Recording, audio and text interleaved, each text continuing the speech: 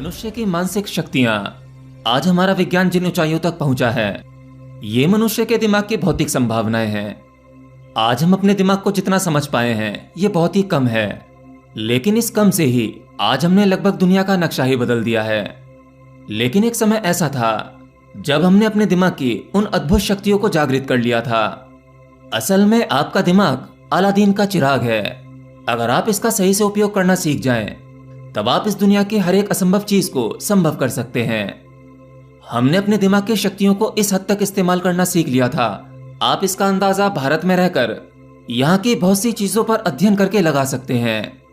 जैसे उदाहरण के लिए मैं आपको बता दूं, अगर आपने भारत के कुछ प्राचीन मंदिरों को देखा है, तो आप उसकी बनावट, उसका वास्तुशास्त्र, उसकी नक्काशी, प्राचीन भव्य मंदिरों के निर्माण करने की तकनीक, जिसको आज भी हम समझ नहीं पाए हैं। भारत में मौजूद बहुत सी गुप्त जगहें जो हैं तो सही, परंतु वहां हर एक व्यक्ति नहीं जा सकता, जिसमें से एक नाम है ज्ञानगंज संग्रीला घाटी। यहां आज भी कुछ ऐसी रहस्यमय जगह मौजूद हैं जहां अपने इस भौतिक शरीर के माध्यम से नहीं पहुंचा जा सकता।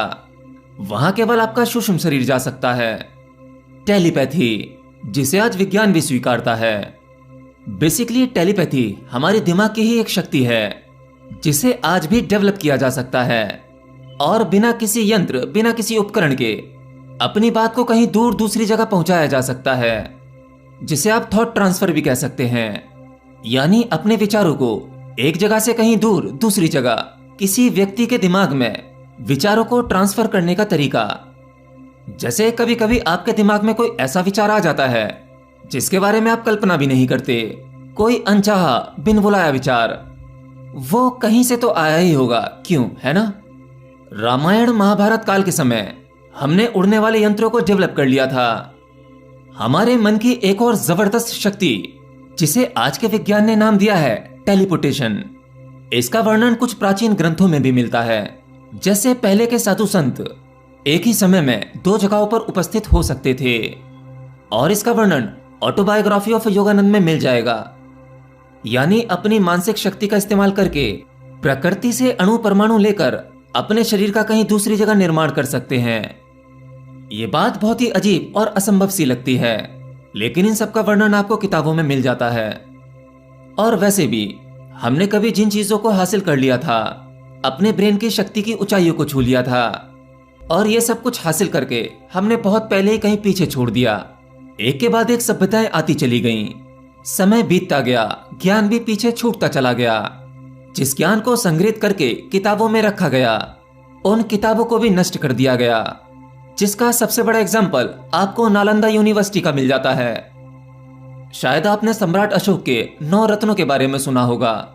ये 9 रत्न कोई स्टोन नहीं थे, बल्कि 9 व्यक्ति थे जिन्होंने अपने अपने विषय में महारत हासिल कर रखी थी। इस प्रकार का अद्भुत ज्ञान जो अगर किसी गलत हाथों में लग जाए तो वह दुनिया का सर्वनाश कर सकता था। इसलिए उन 9 रत्नों को, यानी 9 व्यक्तियों को गुप्त रखा गया। देखिए, आप मेरी एक बात से तो सहमत होंगे कि अगर शक्ति आसानी से उपलब्ध हो तो मनुष्य उसका गलत इस्तेमाल ही करेगा। उसका सबसे बड़ा एग्जाम्पल आपको आज की मॉडर्न लाइफ में मिल जाता है। आज के जमाने के हिसाब से अगर किसी व्यक्ति में किसी विशेष प्रकार की शक्ति है, आज की शक्ति से मेरा अर्थ है पैसे की शक्ति, पॉलिटिकल पावर, या फिजिकली स्ट्रांग है, आपका शरीर बलशाली है, या आपके पास में हथियार हैं, तो आप कभी न कभी इन सब का गलत इस्तेमाल करने का सोच ही लोगे।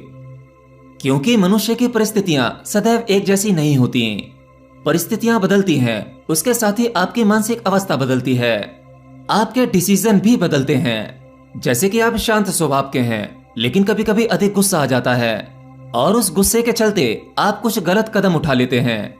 उसके बाद आपको लगता है कि आपको गुस्सा नहीं करना चाहिए, और आप प्रण लेते हैं कि मैं आज के बाद गुस्सा नहीं करूंगा। लेकिन फिर भी समय बदलता है, परिस्थितियां बदलती हैं, मन बदलता है, और आपको फिर गुस्सा आता है।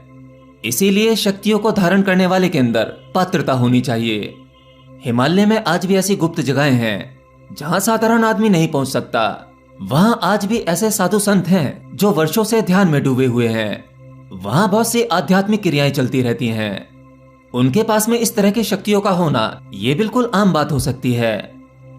क्योंकि वे दुनिया संसार से कनेक्ट नहीं है, तो उन शक्तियों का गलत इस्तेमाल भी नहीं किया जा सकता। आज आपके लिए जितनी भारी दुनिया सत्य लगती है, मतलब आप जितना अपने बाहर की ओर हैं, आपको उतना ही भारी ज्ञान होगा, क्योंकि आपका विश्वास बाहरी दुनिया की ओर है। आपके लिए यह बाहरी दुनिया ही सत्य है। लेकिन अगर आप किसी प्रकार से अपने भीतर की ओर चले जाएं और आपका विश्वास भीतर की ओर हो जाए, तब आप अपने इस भौतिक जगत से सूक्ष्म जगत की ओर प्रवेश कर लेते हैं, जहां पर उसकी अपनी संभावनाएं हैं, अपनी शक्तियां हैं, अपनी सीमाएं हैं।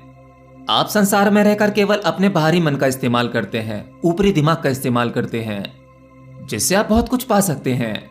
परंतु अगर आप अपने भीतर छुपी हुई उन संभावनाओं को जगाना चाहते हैं जो अविश्वसनीय हैं, अद्भुत हैं, तो आपको शांत होना होगा, प्रवेश भीतर की ओर करना होगा। फिर आप अपने मन की शक्तियों से परिचित हो सकते हैं। और ये कोई शक्ति या जादू या चमत्कार नहीं है, ये तो आध्यात्मिक विज्ञान है, स्पिरिचुअल साइंस, जिसको हम पहले कभी प्राचीन काल में जान पाए थे। और उस समय इन शक्तियों का इस्तेमाल सही कार्य के लिए होता था, इसीलिए ये शक्तियां उस समय अस्तित्व में थीं। परंतु मनुष्य के जीवन में परिवर्तन आते आते, उसकी बुद्धि में परिवर्तन आते आते, इन शक्तियों का गलत इस्तेमाल होने का डर बढ़ता चला गया, जिसके कारण इस विज्ञान को नष्ट होना पड़ा। लेकिन एक विज्ञान याद रखना, यहाँ नष्ट होने जैसा कुछ नहीं है, नष्ट कुछ नहीं होता, दोबारा से उन चीजों को डेवलप किया जा सकता है। और ये बात एक योगी अच्छी तरह से जानता है। एनीवे, ये केवल मनुष्य की मानसिक शक्तियों के बारे में एक छोटा सा परिचय था।